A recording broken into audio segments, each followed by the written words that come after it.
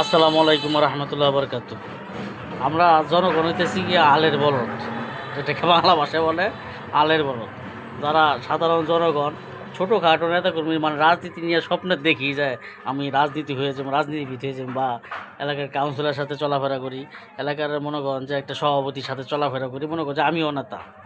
কিন্তু এখন দেখেন যারা বিগত আওয়ামী লীগের সাথে চলাফেরা করছে তাদের অবস্থাটা এখন এরকম, মানে ঘরে থাকতেও ভয় পায়, বাজারে যাইতে ভয় পায়, রাস্তায় থাকতে ভয় পায়। কেন? কখন যিনি কে মাইর দেয়, মাইরের ডরে। আর দেখেন বড় বড় যে নেতাগুলো আছে আওয়ামী লীগের সমস্ত কিন্তু বাইরে লুকাইয়া গেছে। আর যেটি মনে করেন যে একটু বেশি দেশপ্রেম দেখাইবে গেছে, বাইরে গেছে, তারা জেলখানায় আছে।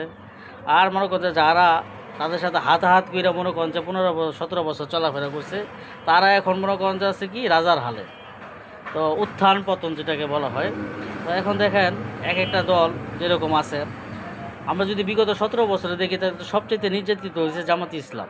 তারপর যেরকম হয়েছে এক এক সময় এক একটা দল। হ্যাঁ, কিন্তু বিএনপিও হয়েছে, বিএনপি হইলেও কিছু নেতাকর্মী গুম হয়েছে, যারা অন্তত আওয়ামী লীগ থেকে মনে করেন যে প্রকাশ্যে যারা বিরোধিতা করছে তারা শুধু গুম খুন হয়েছে। আর যারা প্রকাশ্যে মনে করেন যে 2-3 কথা বলছে, পিছনে গিয়ে মনে করেন যে এই আওয়ামী লীগের সাথে ভাই আমি এটা বলছি এমনি বলছি, এটা রাগ করে না কিন্তু। হ্যাঁ, তারা কিন্তু ঠিকই মাঠের মধ্যে টিকে রয়েছে। মানে এটাকে তো যেটাকে বলা হয় যে উপর দিয়া এই উপর দিয়ে গাছে পানি না, নিজ দিয়ে গাছ কাটি। হ্যাঁ, তো প্রভাবটা হচ্ছে সেরকমই।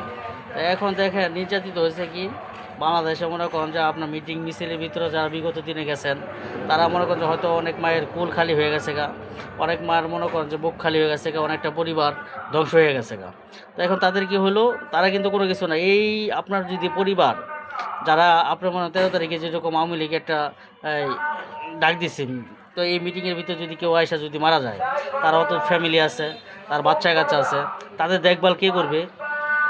এই উপর থেকে যারা ওই যে ভারত থাইকা এবং বিভিন্ন লন্ডনে থাইকা বা বিভিন্ন জায়গায় থেকে ওইগুলো দেন, তারা কি আপনার ফ্যামিলি দায়ভার নেবে? নেবে না।